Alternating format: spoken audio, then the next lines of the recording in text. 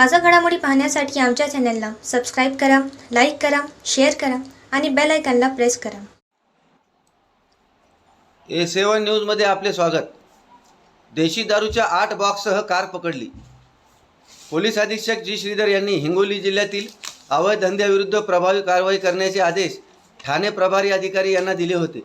त्या अनुषंगाने 29 मार्च शुक्रवार रोजी दुपारी 2 वाजेच्या दरम्यान औंढा नागनाथ पोलीस ठाण्याचे पोलीस निरीक्षक GS राहिरे यांचे पथक रामेश्वर जाणाऱ्या रोडवर पेट्रोलिंग करत असताना औंढा नागनाथ तालुक्यातील शाळना येथे एक अल्टो कारमध्ये देशी दारू अवैध विक्रीसाठी वाहतूक होत असल्याबाबत माहिती मिळाली होती.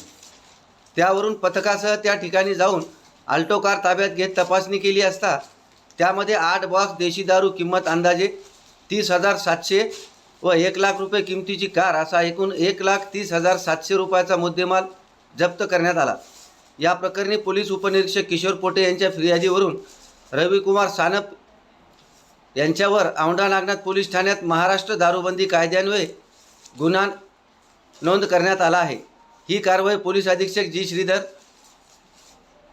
अपर पोलीस अधीक्षक अर्चना पाटील, उपविभागीय पोलीस अधिकारी सुरेश दळवी यांच्या मार्गदर्शनाखाली पोलीस निरीक्षक GS राहिरे, पोलीस उपनिरीक्षक किशोर पोटे, जमादार दिलीपराव नाईक, अंमलदार तानाजी ठाकरे, गजानन गिरी यांच्या पथकाने कारवाई करण्याची प्रक्रिया सुरू केली आहे.